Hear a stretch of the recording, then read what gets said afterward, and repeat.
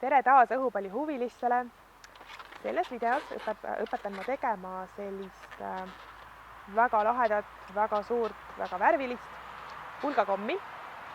Ja kui te selle tegemise ära õpite, siis te olete raudselt kõikide laste kõige suurem sõber, sest see on lihtsalt nii vinge asi. Asume asja kallale, vaatame, kuidas selle tegemine siis käib.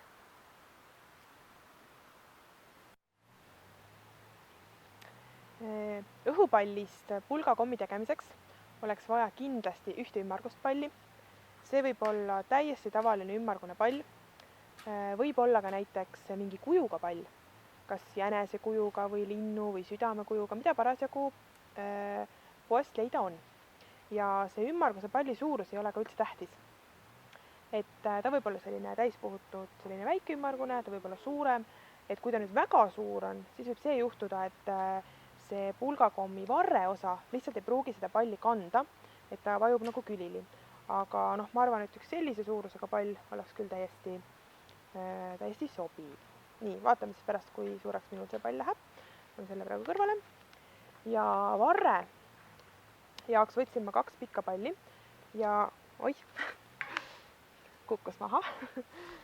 Ja selleks, et see varres oleks natukene atraktiivsem, siis 2 palliga tuleb see väga hästi välja.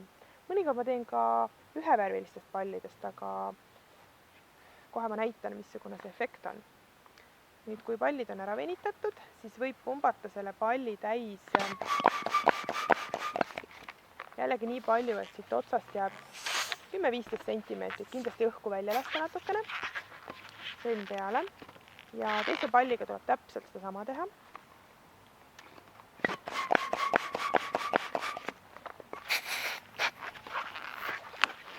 Ja nüüd need 2 palli panna kõrvuti ja keerata kokku niimoodi, et umbes 5 sentimeetri kaugusel otsast.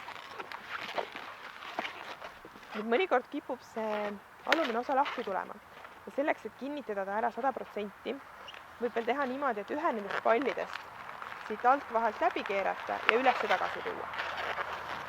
Nii, nüüd on vaja neid palle hakata keerutama omavahel spiraali ja see ei ole üldse keeruline, tuleb vaid hakata neid niimoodi üksteise ümber põimima ja nii kaua, kuni siia otsa.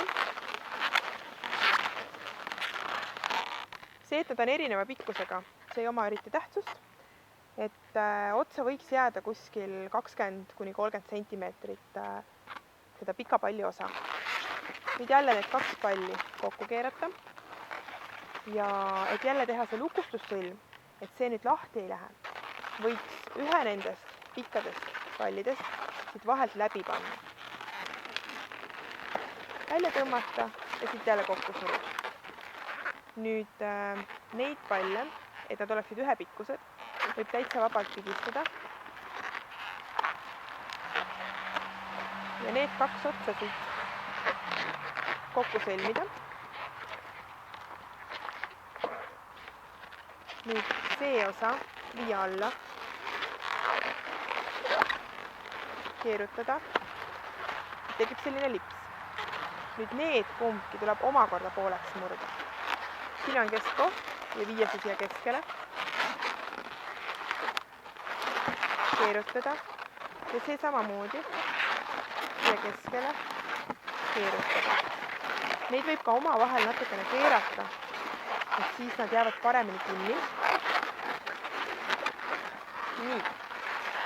Ja nüüd, mida mulle meeldib teha? Mulle meeldib niimoodi teha, et need 2 on ühtepidi ja need ma keeran teistpidi, et siis ta jääb paremini pidama siia ja ei ole vaja karta, et kuidagi lähevad viltu, et siis see pall hakkab siin oma suunda muutma.